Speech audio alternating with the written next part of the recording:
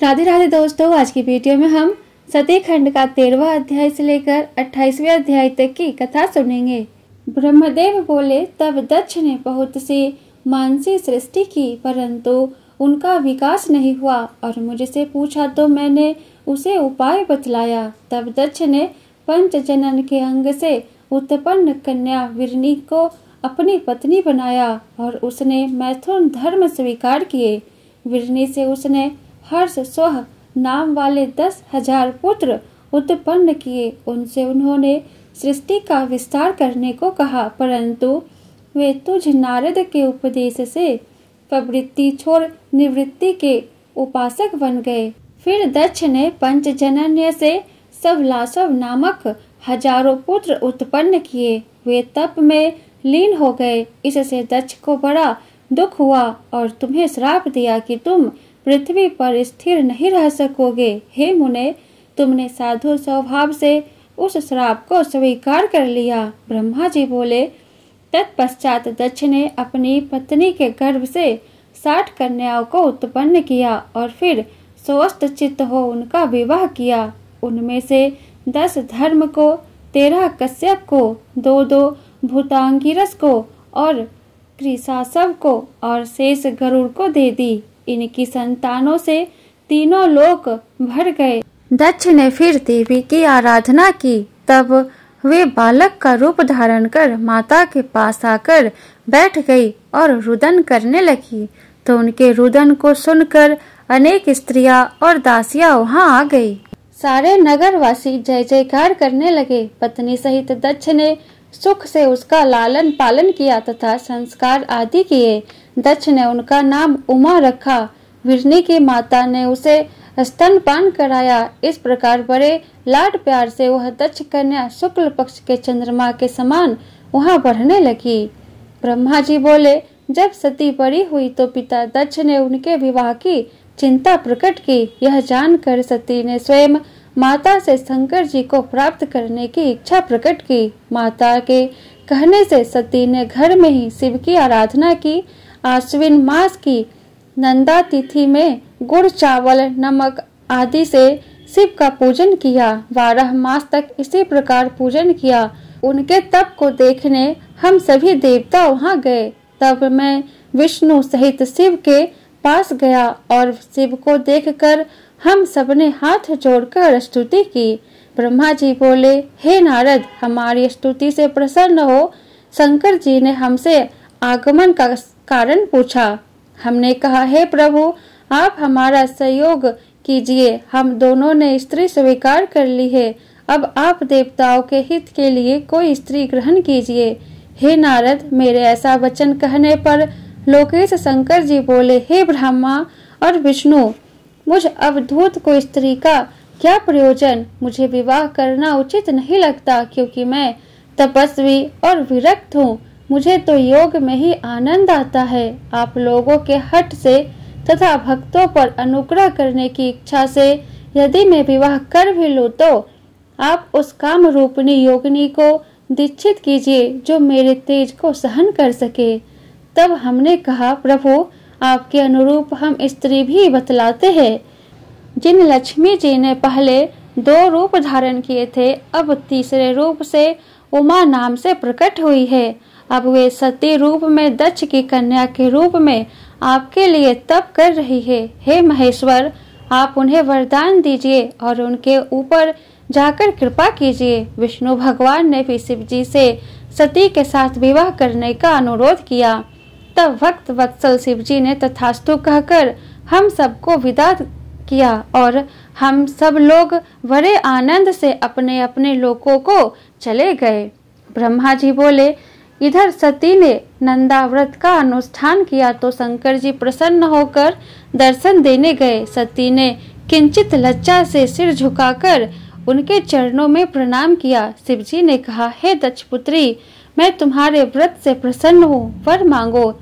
सती ने कहा, प्रभु, आप वही वर दीजिए जो आपको अच्छा लगे। तब शंकर जी ने सती के वाक्य को पूरा भी नहीं होने दिया और कहा कि तुम मेरी अर्धांगिनी बनो।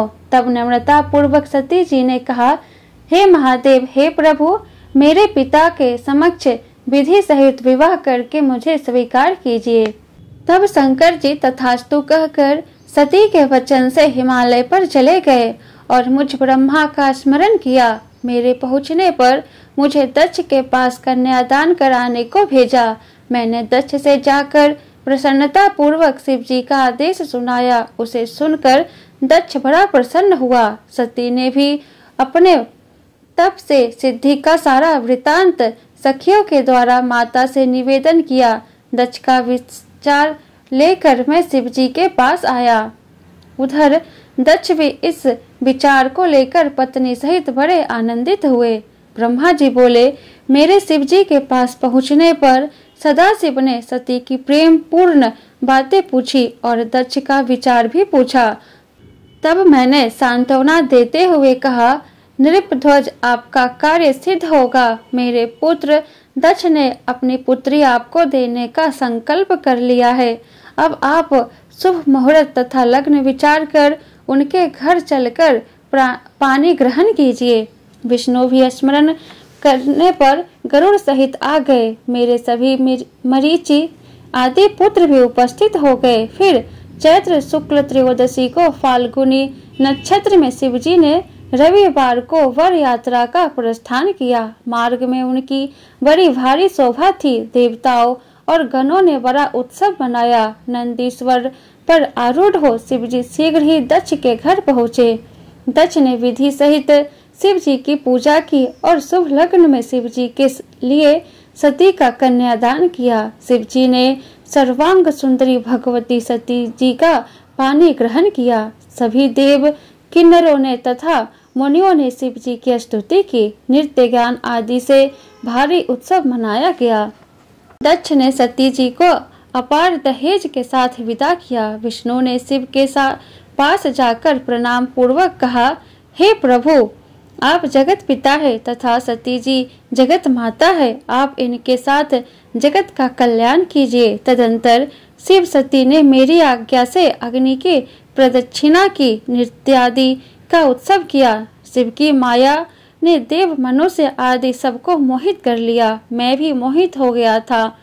विवाह के समय मैं सती को देखकर कामासक्त हो गया। मैं सती के मुख को देखने की इच्छा करने लगा, परंतु पतिव्रता सती ने अपना मुख ढक रखा था।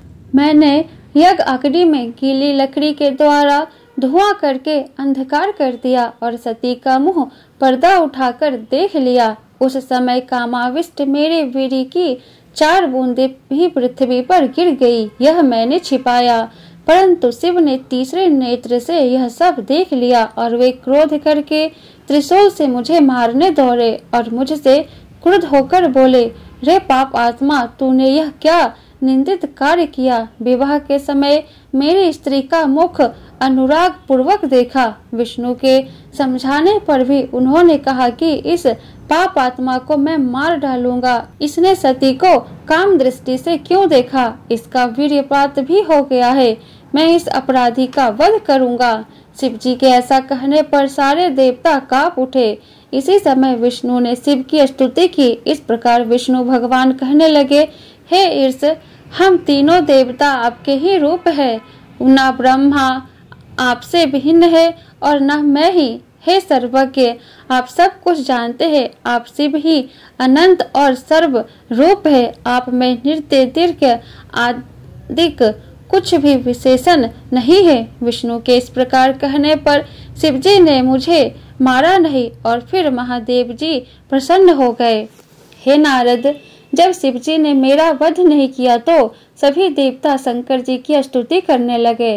मैंने भी अनेक स्रोतों से उनकी स्तुति की। तब भगवान शंकर ने सबके सामने मुझसे कहा, हे ब्रह्मा, अब तुम निर्भय हो जाओ और मेरी आज्ञा से अपना मस्तक स्पर्श करो। शिवजी मेरे मस्तक पर जा बैठे और मैंने अपना मस्तक स्पर्श किया।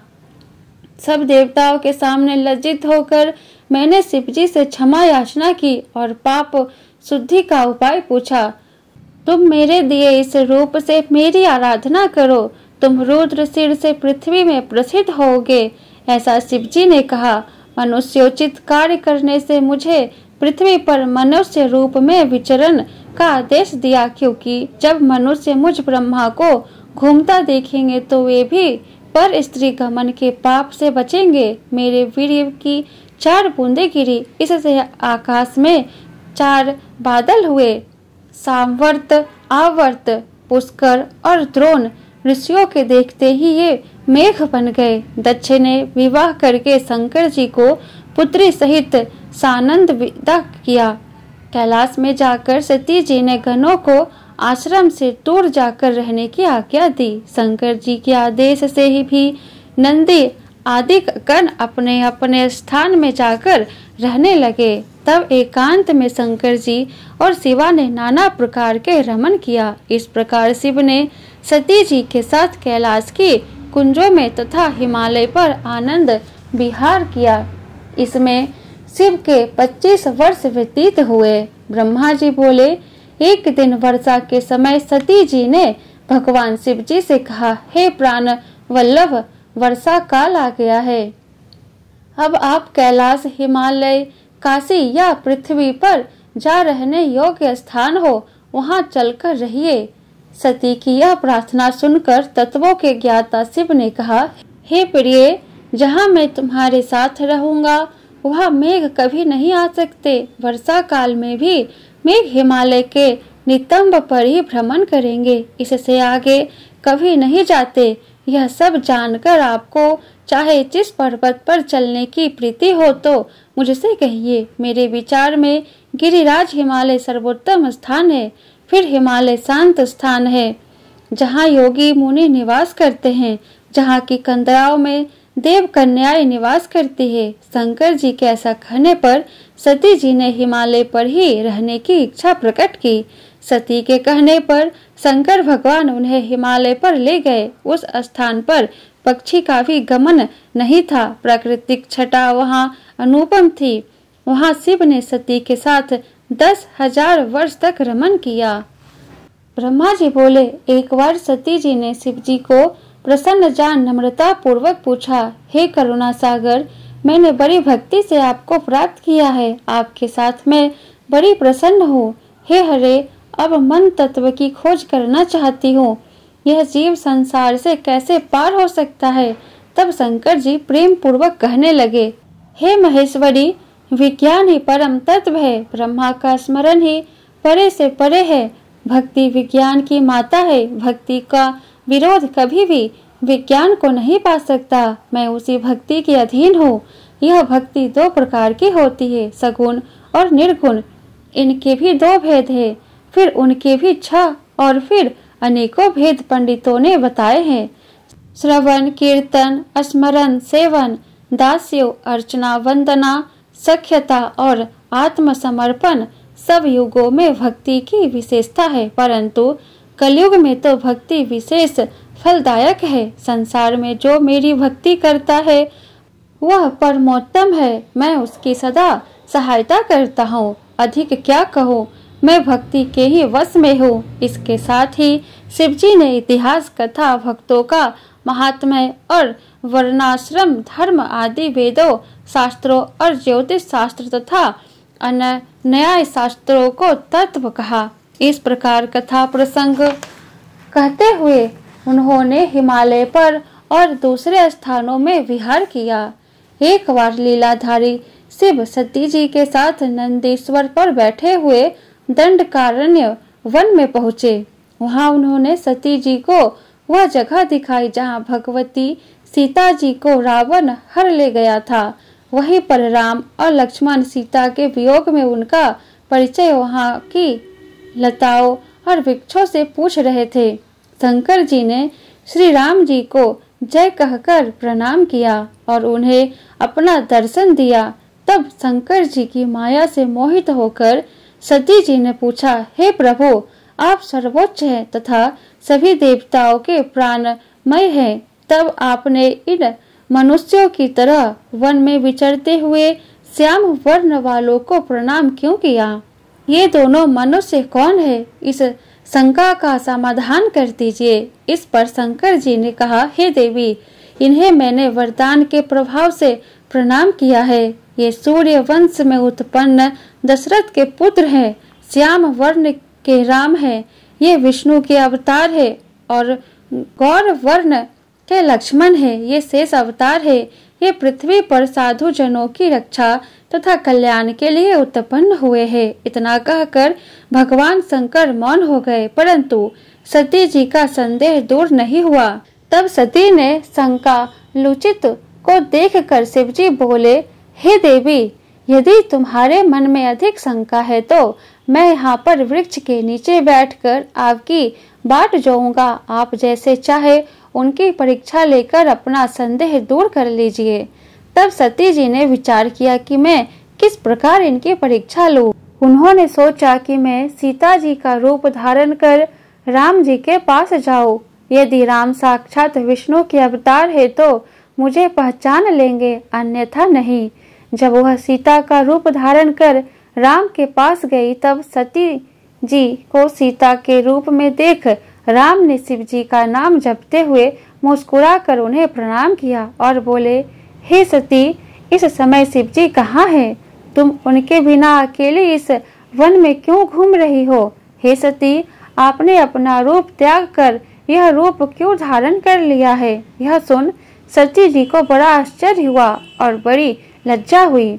तब उन्होंने शिव जी के वचनों का स्मरण किया और विष्णु समझकर राम से बोली, हे राम, मैंने तुम्हारी प्रभुता देख ली, परंतु आप मुझे यह बताइए कि शिव जी ने आपको प्रणाम क्यों किया? मेरे इस संदेह को दूर कीजिए।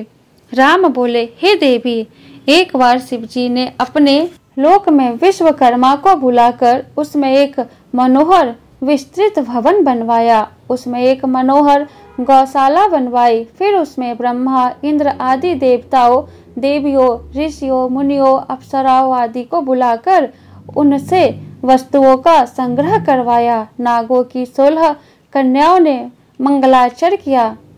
संगीतज्ञों ने वीणा, मृदंग आदि बाजे बजाकर गान शुरू किया। राज्याभिषेक की सभी तैयारियां करके उत्तम मुहूर्त में भक्ति पूर्वक दिव्य सिंहासन पर विष्णु को बिठाकर अभिषेक किया। शिव ने स्वयं सिर पर मुकुट बांधा और उन्हें अखंड ऐश्वर्य प्रदान किया।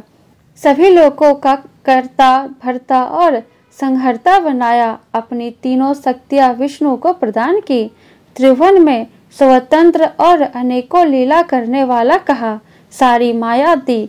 अनेकों अवतार लेकर संसार का पालक बनाया। अपने लोक में गोलोक नामक स्थान दिया। ब्रह्मा तथा शंकर जी ने उन्हें अखंड ऐश्वर्यशाली बनाकर प्रणाम किया। उस समय भगवान विष्णु गोप वंश धारण करके गोप गोपियों और गौ के स्वामी बने। इस प्रकार अखंड ऐश्वर्य प्रदान कर शिव कैलाश पर चले गए।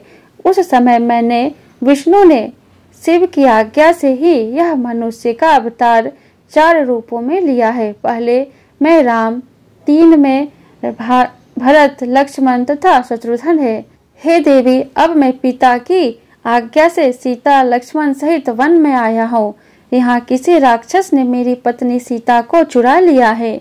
भाई साथ मैं वियोगी बना उन्हें ढूंढ रहा हूँ। हे माता, आपका दर्शन पाकर मेरा कल्याण हुआ। इस प्रकार रामचंद्र जी सती को प्रणाम कर वन में विचरने लगे। सती जी उन्हें शिव भक्त जान उनकी बड़ी प्रशंसा करने लगी। फिर अपने किए पर पश्चाताप करते हुए शिव जी के पास लौट गई। शिव जी के पूछने पर सती जी ने सिर झुका लिया और कहा कि कुछ भी परीक्षा नहीं ली, परंतु महायोगी शिव ने ध्यान से सब कुछ जान लिया और दुख पूर्वक सती जी को मन से त्याग दिया, परंतु उनसे कुछ कहा नहीं। आकाशवाणी ने उनकी प्रशंसा की, आप धन्य हैं।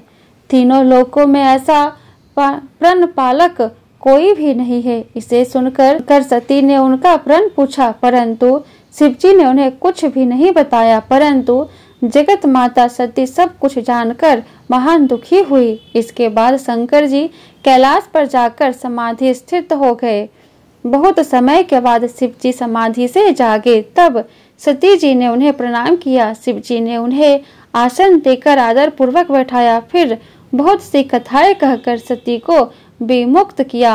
तब पूर्ववत सती के मन में सुख हो गया, परंतु शिवजी की पूर्व प्रतिज्ञा भंग नहीं हुई। पूर्व काल में प्रयाग में मुनियों ने एक महान यज्ञ किया, वहाँ ज्ञान शास्त्र की चर्चा की। उस यज्ञ में अनेक गणों के साथ शिवजी भी वहाँ आए।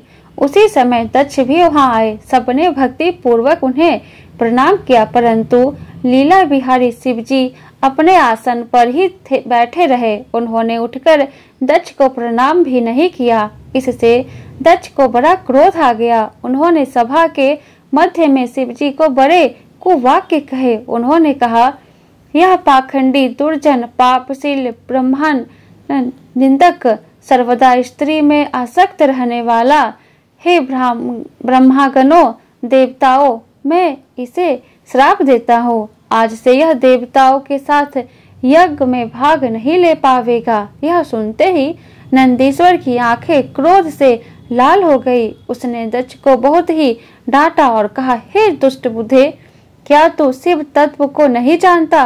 रे मूर्ख, इन भृगु आदि ऋषियों के मध्य में महाप्रभु शंकर भगवान का उपहास किया, इसलिए मैं भी तुझे शिव जी के प्रभाव से श्राप देता हूँ कि तुम सब ब्राह्मण वेद का वास्तविक अर्थ न समझकर केवल वाद विवाद पर ही विश्वास करोगे।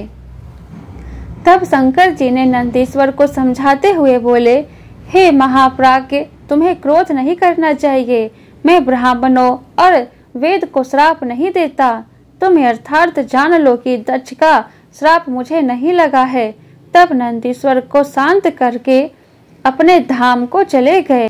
दक्ष भी ब्राह्मणों के साथ अपने धाम को चला गया। ब्रह्मा जी बोले, हे नारद, शिव के द्रोह को ध्यान में रखकर दक्ष ने कनखल नामक स्थान में बड़ा भारी यज्ञ किया, जिसमें भृगु आदि ऋषियों को ऋतत्वक बनाया। सभी सिद्धि गंधर्व विद्याधर आदित्य नाग तथा सभी ऋषि मुनियों को बुलाया गया। ब्रह्मा एवं विष्णु पार्षदों सहित पधारे, परंतु दुरात्मा दक्ष ने उस यज्ञ में शिव जी को नहीं बुलाया। यहाँ तक कि अपनी पुत्री सती को भी नहीं बुलाया, क्योंकि वह कपाली की भार्या है।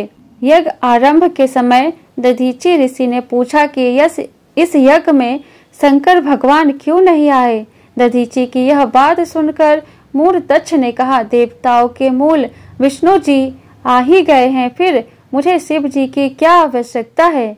यह कहो कि मैंने ब्रह्मा जी के कहने पर उसे कन्या दे दी, नहीं तो उस अकुलीन माता पिता से रहित भूत प्रेतों के स्वामी आत्माभिमानी मूर्ख स्तंभ ईर्षालु को कौन पूछता है?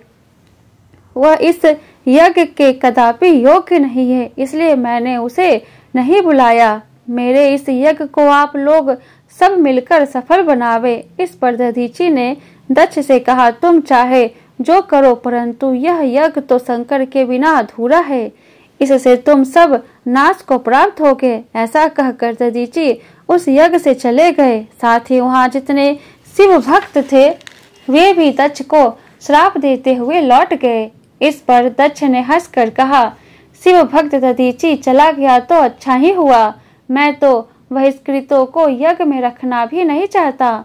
तब शिव की माया से मोहित होकर देवताओं ने यज्ञ का आरंभ कर देवताओं की पूजा की। जिस समय देवता और ऋषि लोग दक्ष के यज्ञ में जा रहे थे, उस समय सती जी गंधमादन पर्वत पर अपनी सखियों के साथ धारागृह में अनेक क्रीड़ाएं कर रही थी। उन्होंने उन्हें जाते देखा, तब चंद्रमा रोहिणी से आज्ञा लेकर गए। सती जी की आज्ञा से विजया नामक सखी ने चंद्रमा से सब वृतांत जानकर उनसे कहा। सती जी ने भगवान शंकर जी से जाकर कहा, हे प्रभु, मेरे पिता एक बड़ा भारी यज्ञ कर रहे हैं, उसमें आपको क्यों नहीं बुलाया? सब काम छोड़कर आप मेरी प्रार्थना से मेरे साथ मेरे पिता के यज्ञ में चलिए, क्योंकि संबंधियों के यहाँ प्रेम बढ़ाने के लिए समय पर उनके पास जाना चाहिए। शिवजी ने कहा, हे देवी, तुम्हारे पिता दक्ष मुझसे वैर करते हैं, इसी कारण तुम्हें भी नहीं बुलाया और निमंत्रण न आने पर बिना बुलाए नहीं जाना चाहिए, क्योंकि जो बिना बुलाए घर जाते हैं वे मरण तुल्य अपमान सहन करते हैं।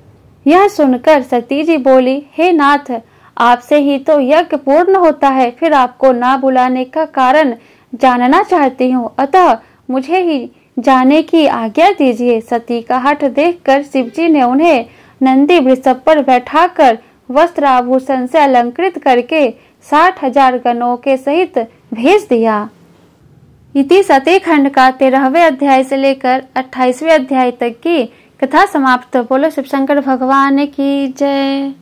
वीडियो पसंद आया हो तो वीडियो को लाइक कर दे और आगे का अध्याय सुनने के लिए चैनल को सब्सक्राइब करके बेल आइकन को ऑन कर ले, जिससे मेरी अगली आने वाली वीडियो की नोटिफिकेशन सबसे पहले आपको मिले। तो फिर मिलती हूँ मैं आपसे नेक्स्ट वीडियो में। जय शिव शंभू, हर हर महादेव।